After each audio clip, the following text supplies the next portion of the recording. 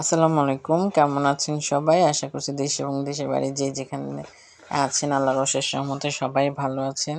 তো আজকে আমি রান্না করেছি ডিম ভুনা। যেহেতু বৃহস্পতিবার ভাবলাম যে হালকা কিছু রান্না করি, আর ডিম অনেকদিন হয়েছে খাওয়া হয় না। তো প্রথমে আমি তেলের মধ্যে পেঁয়াজ আর কাঁচামরিচটা ভেজে নিলাম, তারপরে এখানে দিয়ে দিয়েছিলাম আদা রসুন বাটাটা। আদা রসুন বাটা দিয়ে তারপর আমি বাকি মশলাগুলো এখানে অ্যাড করে দিচ্ছি।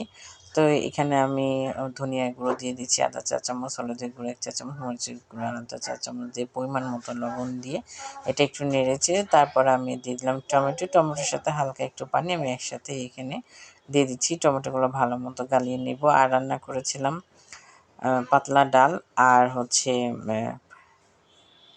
লাল শাক। তো লাল শাকটা শুধুমাত্র সিদ্ধ করাটাই একটু দেখেছি।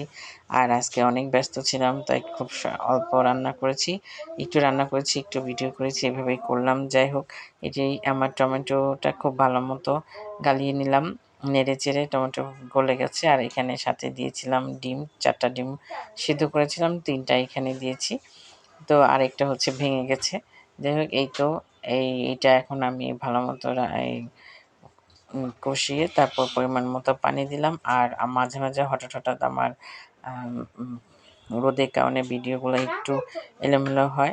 তো যাই হোক, এখন আমার রান্নাটা প্রায় শেষের দিকে, তাই আমি এখানে দিয়ে দিয়েছি অল্প একটু ধনেপাতা দিয়ে ভালো মতো নেড়েচেড়ে আমি এটা নামিয়ে ফেলবো। আর পাশে চুলাতেই আমি আবার লাল শাকটা সিদ্ধ দিয়েছি, সেটাও আপনাদের সাথে দেখিয়ে দিলাম। তো আমার আজকে এই রেসিপি কেমন ছিল অবশ্যই জানাবেন।